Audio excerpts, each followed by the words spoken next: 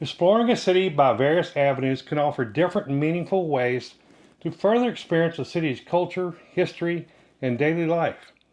This is Daryl And Aaron on on Travel Travel with with D&E. D&E. Let's talk about the various methods we use to enhance the experience of visiting a new city. Now, one of the best ways that we like to go to learn about a particular city is striking out on foot. Yes. So it takes some prior to your trip. What I do is I research the city, kind of get some points of interest, and what I do is I put it on Google Maps. So we do what's called I call a self-guided tour. And basically, as you're going through on this walking tour, I mean, you're getting a good picture of the history, the architecture, some of these old buildings. You understand more about the culture. Right. You meet people as you're going. If you stop in a little shop and talk with them, the more and more you kind of immerse yourself when you're doing a walking tour, the better you understand the people, their history, and the culture. That's fun to us. Right. Right. And that doesn't cost you anything. If you've done all your research and stuff and you do the walking tour on your own, that it's not a cost for you. Yeah, and you could typically find, a predefined walking tour, I guess, put it that way. I mean, you can do that through going online to like the state or the country, the city, their websites. There's always blogs that are going to have those kind of walking tours, stuff, information around that. So you can use that to kind of guide where you want to go. One thing Erin does real well is, like she said, she puts it on looks at on Google Maps basically, and you kind of can plot out the different points of interest you want to hit. And then you kind of figure out how long, both time and how long distance-wise, it is in that particular walking tour. So Right. it's just kind of important you understand that too. We've gone to a few different places where our walking tour, man, we walked some miles, I'm gonna tell you. But we saw a lot of cool stuff. Right. One occasion it was all in one day. Another occasion where we stayed for a couple of days in a place, it was throughout different days. So, but we hit all the spots. Yes, we did. And we used all our muscles. The other tours you can do are theme-based tours, whether Right. it's ghost tours. You can do a walking brewery tours and Those hit are all fun. the breweries along the way. There's distilleries, different kinds of things like that. Even in Louisiana, if you look at it, they got like a gumbo trail and a boudin trail. Now, it's not walking distance, you got to Right. drive, but Right. just another way to immerse yourself in the culture is to hit those kinds of things as well. And most of those do have a cost. Like you go through a tour group, they give you, all the history and all that, and they actually tell you, even on the Boudin Trail, if they're close enough, you get on a bus and they drive you around to the different spots and stuff. So those are pretty fun, and you learn again about the culture and food or the history. Whether it's a ghost tour of, or learn about where they, the breweries and how locally they get their ingredients and stuff. So Yeah, those it's are always fun fun. too. Yep, yep. Now, another good opportunity to kind of better understand a particular city and their culture is looking at their festivals. Yes. That's something we've always loved to do is, you do a Mardi Gras festival we did in Eunice, Louisiana. I'll put a link down below. That was really cool. Other festivals, the Amite Oyster Festival in Louisiana. We've done other kinds of festivals, and it's just fun to kind of really learn a lot about the culture and the people and the history of that particular location. Right. If there's a certain place you were always wanting to go, look at what time of the year they have festivals and what kind of festival. Yeah, tie your trip into it. when one of those festivals are ongoing. There's other things like carnivals. If you like that, sometimes they also have those listed on events pages. No matter what city or state you want to go to, food and rides, and again, you can immerse yourself Is the in Carnival or Carnival? kind of that, depending on In what St. part of the Croix or world. the Caribbean, the Carnival is a lot of fun too. So that'll give you sort of a glimpse into, you get to, the locals will be there also, so you can talk with them and hear maybe from them some other good spots to hit while you're there. Yeah, and then you got public places. You can explore that, whether it be a park, whether it be gardens or nature trails. That's a lot of fun to go. Again, you can people watch, which is always fun, but you can meet people, talk to them, learn about their culture, learn about what's cool about their place and what's unique about their place, because everybody's got something they can tell you about that's unique to that place. Right.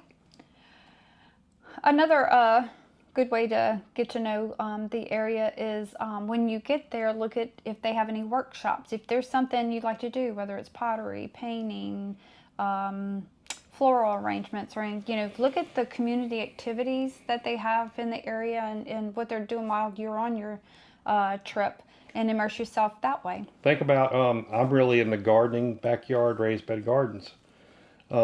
If I'm traveling to a particular city, maybe maybe for fun or for business, and I'm looking forward to one that's they got a big community garden, Ah, yes. in this city. So I'm going to want to go to that community garden and get a tour through there and learn some things from them. Maybe I can teach them a few things from my garden. But those are just the kind of things you immerse yourself into the actual city and their culture. It's kind of cool to do that and learn. Each one of you learns something from it. Now, another thing you can do is kind of, when you think about it from engaging with locals in the local environment, is talk to the people in that city. Don't be afraid to talk to them. If you're in the U.S., all right, you speak English, no big deal. A lot of the other countries you may visit, they don't speak English, at least as their first language. Many speak it as a second or third. But go ahead and talk to the locals. Ask them questions, especially if you can learn a few terms or their language, and use that. Even if you know it don't sound great, they appreciate you're trying to immerse yourself into their culture, not trying to make them change to fit Right. yours. Right. So little things like if you're in a grocery store and you're shopping, say you're staying at Airbnb or a condo or something like that, talk to the cashier, talk to, while you're in line, just strike up a conversation. So, just talk to locals. Yep, and you can learn a lot about the city and the people there, and that's always fun. Yep. Also, explore the local markets. Yeah, we like that one. We like when we're somewhere on a weekend, the Saturday food markets. The farmers market. The farmers markets. Those are always fun to go because you see all the fresh vegetables, and they usually have, different booths that have very unique food specific to their region, basically.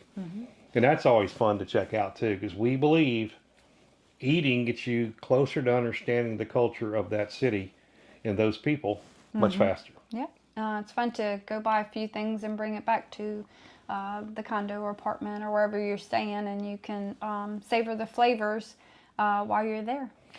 And there's various types of areas you can go and visit in the same aspect. Like in the Middle East, they have what's called a souk, or a bazaar, and it's just a market where everybody goes for seasonings, for selling basically anything, vegetables and so forth. But it's really cool to go into the cultures, into the cities that you're not used to, and see what they have for sale, see what they have to eat. Like if you go in Thailand, let's say, there's all these different food vendors, fast food vendors lined up along our street. Walk through and check them out. You may not like what they're serving, but some of the food you may enjoy. So it's always fun to learn again through their food more about their history, the people, and their culture. Right, right. Another good way is eat like a local. So if you're staying at a hotel, talk to the front desk person. Hey, I want to eat at a restaurant that locals eat. I want to, Yes. what do you suggest? I don't want to go to the main, tourist spots. If you stay at an Airbnb or a vacation by rental, get in touch with the person you're going through who, especially for a bed and breakfast, or, that you have your breakfast, but talk to them about lunch and dinner. So find out where the locals eat and go there. Yeah, you may want to try one of the, famous restaurants, let's just say, but the better experience is going to a restaurant that only the local, well, mostly only the locals are at. So if you have a bunch of tourists that are at a restaurant, it may or may not be good, but it's probably the popular one. Right. Go walk down the street and around the corner and find that restaurant that the locals are eating at, because that's the one you want to try. Right. It's not Americanized. It's not trying to cater just to the tourists. It's catering to the people who live there, which is part of what you're trying to do, part of what we try to do when we go to a foreign country or a state, whatever the case may be. And again, there is no better way, in our opinion, to learn about the culture and the people than through their food and drink. Now, one other way that you can kind of immerse yourself and learn about the city is the various transportation means that they have available. Right. So typically you're going to have taxis, you're going to have Ubers, those kind of things. You could rent a car and drive yourself somewhere, or you can kind of immerse yourself into the city and the people by taking a bus. I mean, that'd be kind of cool. You'll be sitting in and amongst the locals, listening to them talk and those kind of things. That's always fun. Trains. Trains, planes, or automobiles? No. So trains is another good way to appreciate a little bit more about the people and their history. And subways is another way to do it too. And also think about the waterfronts. So, throughout civilization, rivers, the waterfronts have been the big population places. So they got so much history around waterways. That's another good way to understand about the people and the culture. Take the opportunity to learn a little bit about, looking at the cities from the waterfront standpoint or from the water standpoint. Take a water taxi, take a ship, do something that's a little bit different and look at it from that aspect. It's always kind of fun to do that as well. Yeah, and the ferries sometimes can take you across too, especially like in New Orleans. You take it across way to like Gretna and explore even a whole different area. And so keeping with the transportation, bike riding, a lot of cities have those rent-a-bikes. You just kind of either scan from your phone something or something, and you get on and you can explore the area on a bike. So you get a little exercise and you get to explore the area with the bikes. Yeah, that's pretty cool. There's typically in some of your bigger cities, you for sure got those bikes you can rent, and you don't have to bring your own bike. So you can take one of those you can rent and check out the city. But the whole point is there's a whole lot of ways you can use the transportation within the city to get a better idea of the culture and the history. If you just hop in a car and you drive around and you look, the experience is a lot less than it would be if you kind of immerse yourself with it through a bus, a water taxi, a bicycle. Those kind of things are going to get you a little bit more experience and a better understanding of the city. Another popular thing people like to do when they're in a city is tour museums. Yep. Learn lots there in so many different genres. Yeah, and you can take a look at the art, the history, and the culture. You can learn about the area from the museums that are in the area. It benefits you sometimes in the summer if you touring outdoor things and you get inside in the air conditioning, gives you a little bit of break. Plus you learn. That's a good point. Get to learn about the area and if the people. If it's a hot place, it's worth getting in there early. So, Yep. So like he said, the span of them, if you like art, do you like history? I like history. And culture. So I like culture. So art I can't always appreciate, but I really appreciate history, culture, and those kind of things. Yep. So another way you can kind of learn more about the city is explore the neighborhoods. Ooh, a really good. We went to Pittsburgh, Mm-hmm. and I was surprised at how many neighborhoods in different areas. That was a fun trip. So we can speak out of being somewhere, exploring the different neighborhoods was. They were all different and very interesting. Yeah, and Denver, Colorado is going to be another one of those. We're going to have some videos on that in that same aspect. Mm-hmm. Each kind of neighborhood, and they've got small cities around the suburbs of Denver, but each part of these different areas have their own unique artwork, murals, different kinds of cultures, different kinds of places to visit, parks, and so on and so forth. They almost have their own personality. Yeah, that's a good point. Good way to put it. So look for some upcoming videos coming out of Denver and surrounding areas, because we had the opportunity to go and spend some time there. And one of the other important points, like Pittsburgh, like Denver, and a lot of the cities, bigger cities, you'd have different ethnic groups who have kind of focus within a particular neighborhood. So you may have a kind of a Greek area here, you may have an Italian area here. And there's a various, any other kind of ethnic groups that have settled in one particular area. The food, the culture is going to be slightly different, if not more, if not significantly different, from one neighborhood to the next. Yeah. It's always fun to kind of explore those different ethnic groups as well. It's a pretty neat thing. It is. So something you don't think about, but get lost, sorta. Get off the beaten path. Sometimes Daryl and I have planned out. We've looked at points of interest and listed it from more important to least important, all that, and we have our focused way of going. But then you'll see a sign of, hey, such and such this way, and we'll take off and go that way, to get off the beaten path. And so, we all have these things these days that you can get yourself back on the right path. I mean, don't be scared of being lost. We no longer are reading those maps, anymore. Yeah, the paper maps, yes. Between Waze and Google Maps and all that, you can get yourself back on the right path. So get lost and go those hidden gems. In fact, if you're going to a city, you can even Google unique or odd places to go in whatever city. And a lot of times those are funner or nicer than those super popular places. Well, one of the things talking about, listing points of interest, more important, least important, when we were in Pittsburgh, we had some, gotta do's. And down on the list of things that we wanted to do, there was a place that had bicycles. Yeah, and that was funny, yeah. We, and it's all about time, how much time do you have while you're on vacation to hit it all. And we happened to be in the area with the bicycle, and I had kind of taken it off the list. We went in there, and it was amazing. It was one of our favorite places we stopped at in Pittsburgh. There could not be a better museum and shop for bicycles in the world. Right. I mean, it was that good. It was that good. So sometimes, you think you want to go see this, and this isn't going to be very interesting, and you can shock yourself.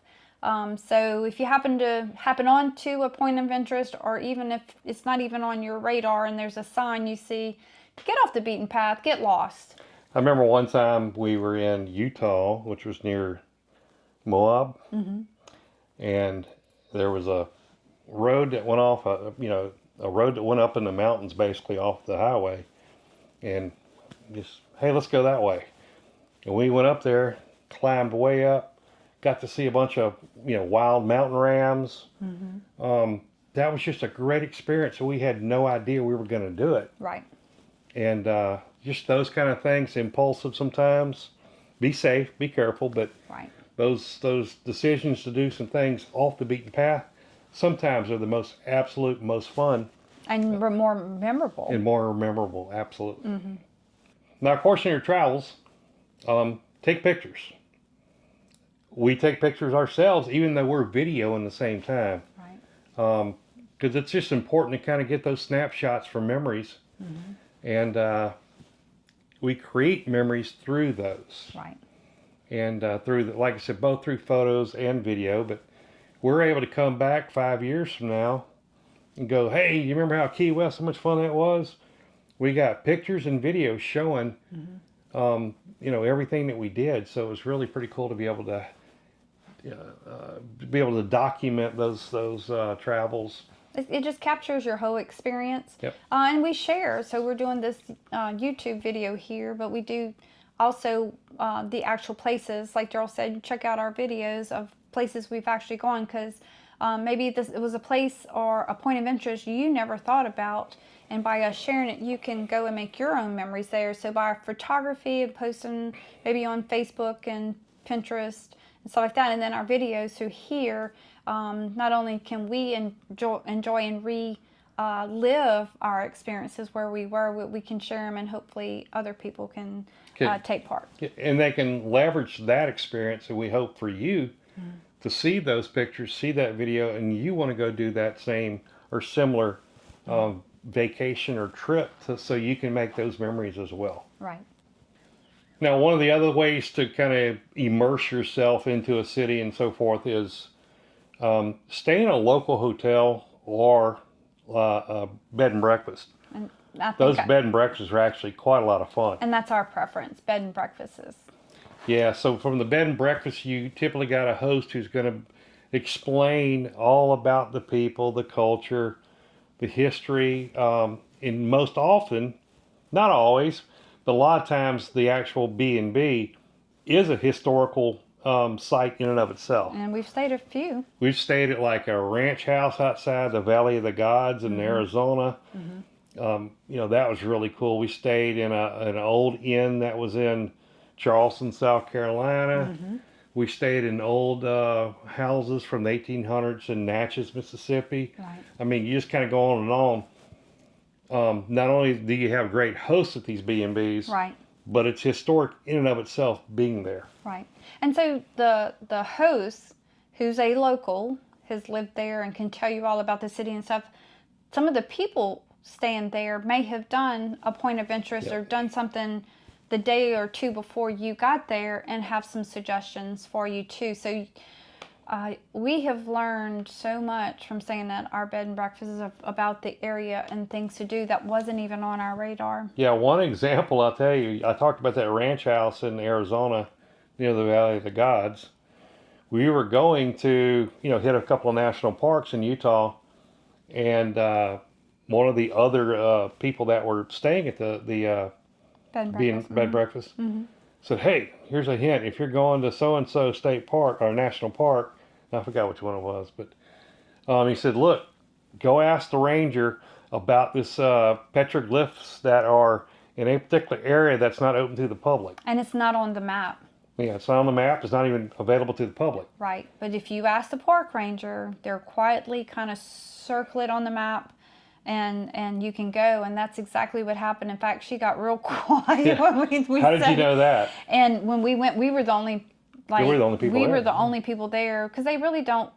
Unfortunately, people are going and destroying history like the petroglyphs, and and painting over them or doing their own thing. So they're trying to build. It looked like they were trying to build a retaining wall where you could see them but not get too close. So we learned from one of the guests. Yeah, so those are just kind of the things you can do by staying in a B&B, as opposed to the impersonal hotels you go to.